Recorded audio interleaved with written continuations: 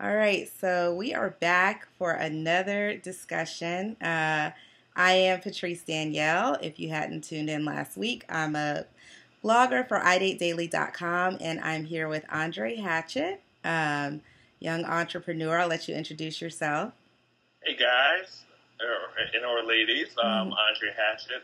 I'm 32. I don't know if I'm still young. I'm still young. That's Hey, 30 is the new 20. BuyBlackNYC.com and a few other endeavors. Check out the website. All right, so this week we're coming to you to talk about the 5 biggest turn-ons and turn-offs for men and for women. So we're going to start with talking about our 5 biggest turn-offs. I'll let Andre start with his. What's your number one turn-off for a woman? Number one. I get turned off by a woman who has the bad guy syndrome. So let's say she's 25 or 26 years old or older. Uh-huh. The last 4 boyfriends have all been bad people who have treated her miserably and that kind of stuff. I mean, the last 4 in a row, that's a lot. So that's a really big turn off. Long-term relationships don't work out, but, you know, there are a lot of good people out there. So I think she's attracted to bad people if her last 4 boyfriends are terrible people, and oftentimes they're looking for like a Captain Saver, you know what? Mm-hmm. So, yeah, that's a really big turn off. Right. What do you think attracts them to these type of guys? Like, what is it? I don't know, because if you're over 20, I understand like teenagers, like that was anything to do, maybe even in college, around that early 20s, late teen or 20s, but you're 25, 26 years old, I don't know. Lack of seeing a good man and who's assertive and who's a good man. Sometimes they take niceness for softness, but if they would have seen an assertive man who's a leader, who's not a yes man, I think they would have probably fall into more of that category of guys. So they probably haven't seen a lot of good guys growing up. Okay. So now, do you think there's any chance that these girls can start dating these guys and they can seem like good guys and then they all just really turned out bad? Or do you feel like people attract what they are? I don't think so. Okay. That's the habit. You're going for this kind of guy. Mm-hmm. If you're getting 4 guys who are crappy people in a row, I mean, terrible people. At some point, you're the common denominator, right? Yeah, that's a you thing. Right. I see what you're saying. So, you know, one of my biggest turnoffs has to be a man with multiple different children by multiple different women who has never been married to not a single one. Yeah, that's how it. I can't take that. Like, you know, I actually have dated men with children. You know, I don't really know if it's for me because it didn't work out.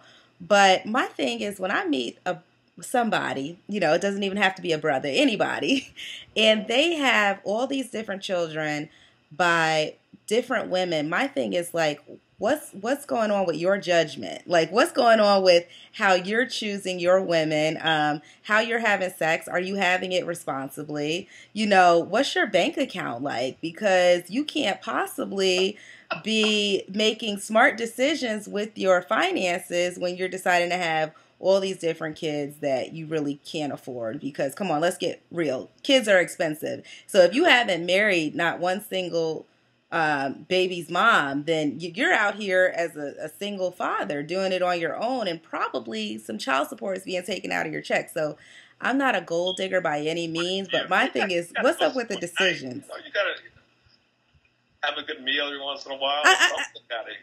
I mean, and I'm not trying to get in the way of your like 3 or 4 different children. You know, my thing is like, give it all to them. So I couldn't even see myself giving someone like that time because I would feel guilty. Mm-hmm. You know? What's your second one? My second one is, you know what my second one is? When you're about to get intimate with a partner, for me it's probably going to be a sister. I kind of stick with the sisters. Mm-hmm. And they don't ask me if I've ever been tested for an STD. I'm usually the one who has to bring it up. And sometimes even when I ask them, they don't even ask me back. I'm like, why are you so trust? Like, why do you trust me this much? That's interesting. Yeah, that's very interesting. Like, whoa, okay. So, a woman who is thorough about her STD status and is thorough about questioning my STD status. If she doesn't do that, that is a pretty big turn off. So what do you say to people who are nervous about doing it out there? Like, how do you bring that up even? Like, at what point? All right. I do it 90% of the time before we have sex. Okay. Generally not when it's kind of hot and heavy. Like, our clothes off? You know, that's... I try to do it before the clothes come off. Okay, and, okay. You know, I might not be thinking too straight. So I try to do it before it gets there. I haven't always done it, but I am pretty good about that. That's one thing that I'm pretty good about. Mm-hmm. Okay, well, speaking of intimacy, I have to say my second turnoff is somebody talking about sex up on my first encounter with them or the first date. I'm like, you know, we have so much time to talk about that. Why does it need to be, you know, in our first couple of conversations? You know, I just kind of feel like that's really thirsty. It's not even that it's intimidating. It's just thirsty. Yeah. You know? Would you agree? If a woman first encounter and I didn't bring it up, I probably have brought it up a few times. I'm not even going to front.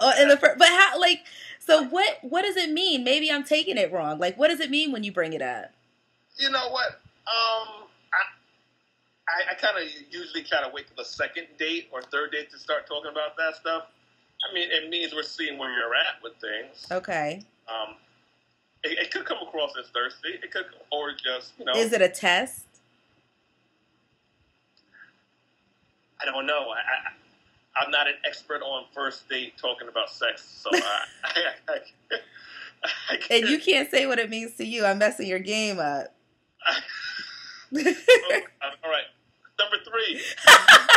All right. My third turn-off is the yelling how independent you are. Okay. I'm an independent woman. I'm really strong. It's like, okay, I know that. That's why I like you. I date very independent women.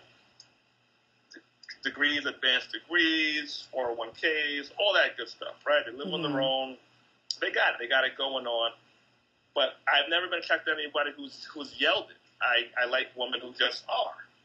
Right. You know, they're just independent. They just do their thing. But when you're yelling it loudly, it's a bit of a... No, it's a huge friggin' turn-off. It's a huge turn-off. Just do your thing. Right. I honor that. It's a huge turn-on when you are, but when you are yelling about it, that's a big turn-off. It's kind of like what's understood doesn't have to be explained. Just let it rock.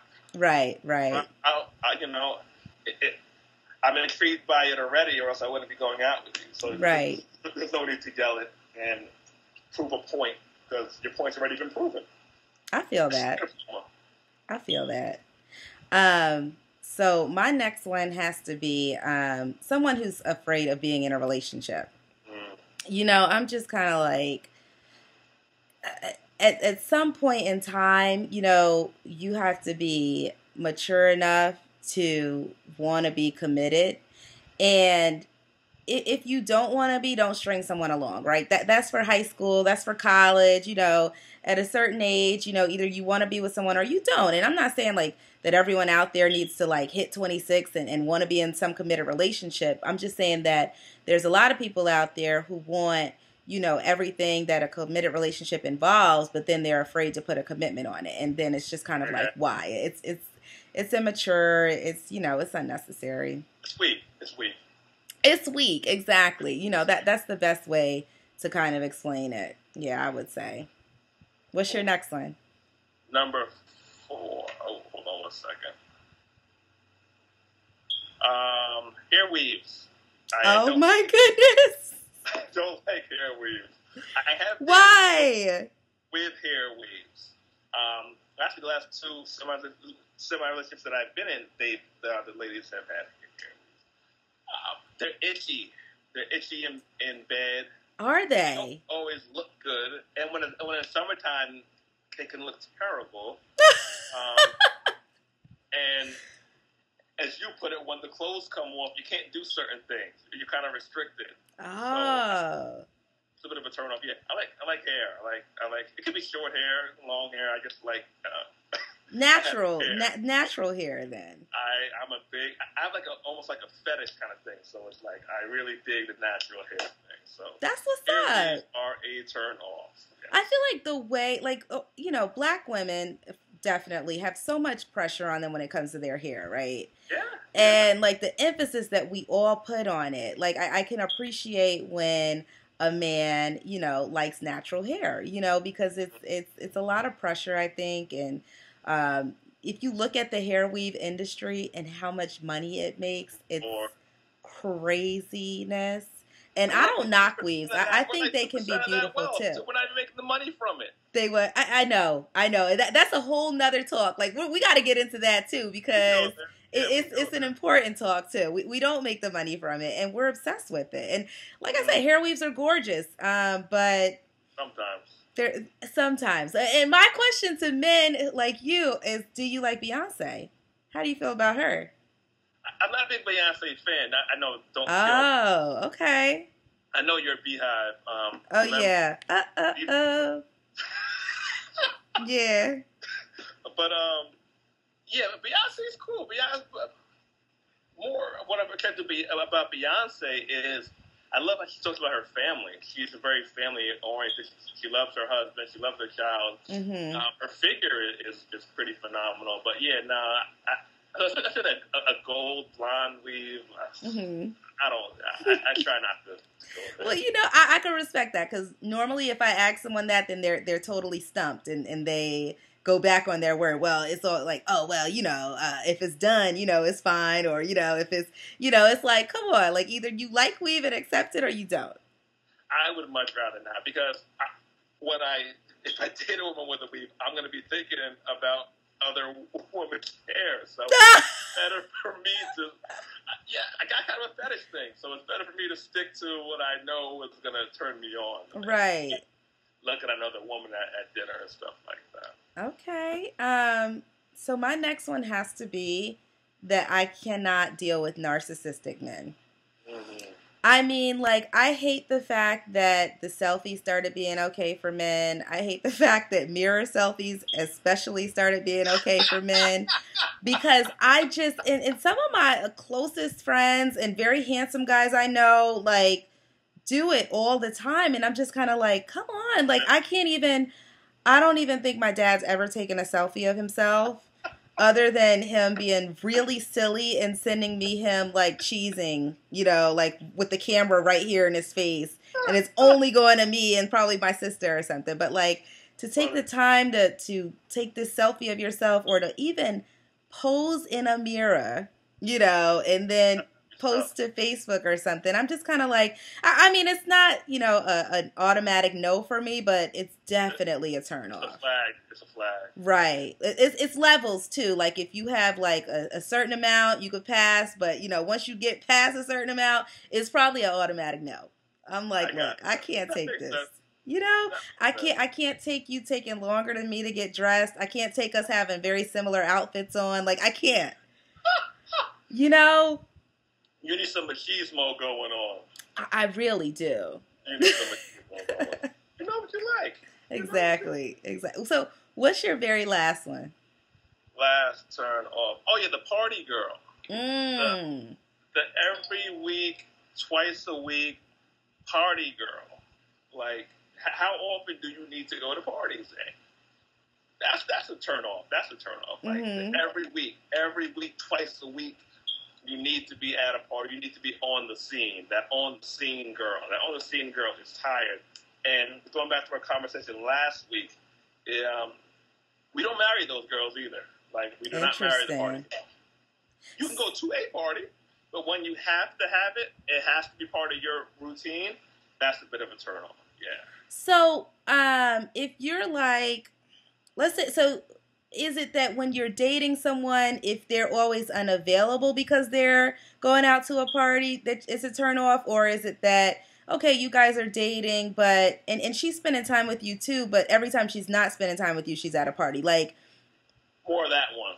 Okay. or that, but like her going out is always her being at a party. Okay, I get what you're saying. It's never brunch.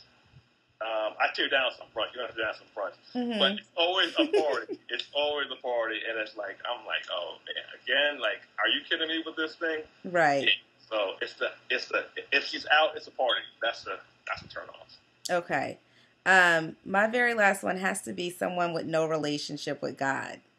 You know, and it's not even that the person has to be Christian or anything like that, but there has to be some sort of relationship there. I've only ever dated Christian guys, you know, but to not even have, you know, a relationship with God at all, it would be very hard for me to move forward because, you know, there would only be so much that we could be on the same page about, you know, because I feel like God controls everything. He comes first, right? So we're, you know, how could we even talk about anything? So that's definitely my last, and it's really the first and foremost. So you save the best for last, I guess I could say. Amen to that one. Right. So, yeah, you know, we can't go without saying what our biggest turn-ons are. So hit me with your turn-ons. We have to go there. You want me to go first? Let's go. All right. Number one, and this is like, and you can see my face kind of like lit up with excitement. It is cooking. A woman who cooks with an apron on. Lord, wow. That's just like, I'm watching the game, like eating some wings, spilling the barbecue sauce, and she's coming out the kitchen with an apron on and maybe like a little dress or something like that, and just hooking up the food, and I'm looking at the game, but I'm looking at her cooking with the apron on. It is sexy as hell. Now, does this have to be like a cute apron? Like, what kind of aprons? Like, you know. A cute apron wouldn't hurt. Like, you don't want like a white chef apron, right? With all the sauces on it. It could be blue. It could be pink. Right. It could be curly color, whatever. It's an apron. Very interesting. An apron, yes, an apron. A cute little sexy one or a purple fluffy one, whatever. It's just the sight. Woman cooking up a really good meal on a Sunday with an apron on. That's like top. I love it. That's different.